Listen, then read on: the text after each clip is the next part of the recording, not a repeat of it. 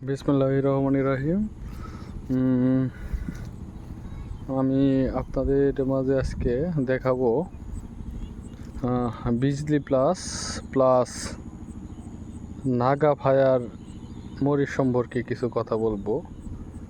এই যে আমার সামনে দেখতে পাচ্ছেন, এটা হচ্ছে একটা নাগা ফায়ার জাতের মরিচ এবং সাথে এটা হচ্ছে একটা নাগা ফায়ার জাতের মরিচ। মাশাআল্লাহ, ফলন খুব ভালো।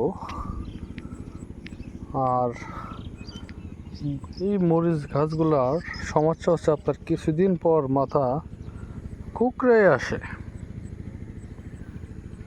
আসে এবং গোড়া পচার প্রচণ্ড আক্রমণ হয়ে থাকে।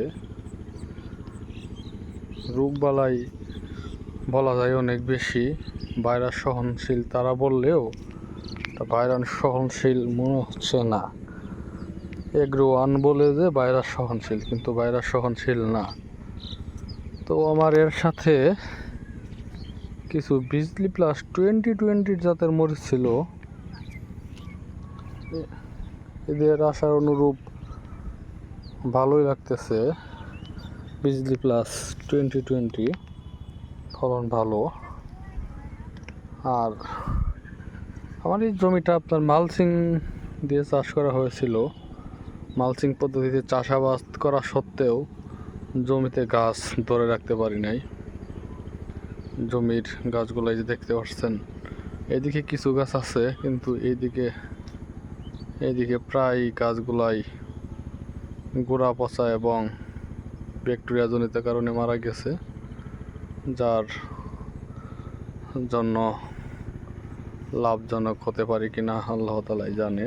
আর লাস্ট পজিশনে কি দেখা যায়, যেহেতু মরিচের দাম এখন ভালো, কি করা যায়। তো আপনারা যারা বর্ষাকালে মরিচ চাষ করতে চান, আমি সাজেস্ট করব নাগা ফায়ার ভালো, কিন্তু এর থেকে বিজলি প্লাস 2020 করলে আমার মনে হয় যে আরও ভালো রেজাল্ট পাবেন।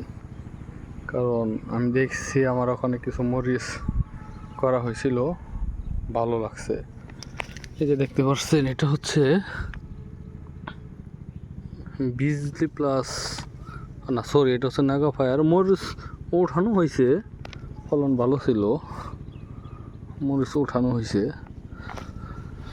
আর কি বলবো, এদের অনেক, এই যে একটা গাছ জিমাই যাইতেছে, মারা যাবে বাপ, এটা আস্তে আস্তে ধীরে ধীরে মারাই যাবে। এই যে আরেকটা গাছ, এটাও মারা যাবে।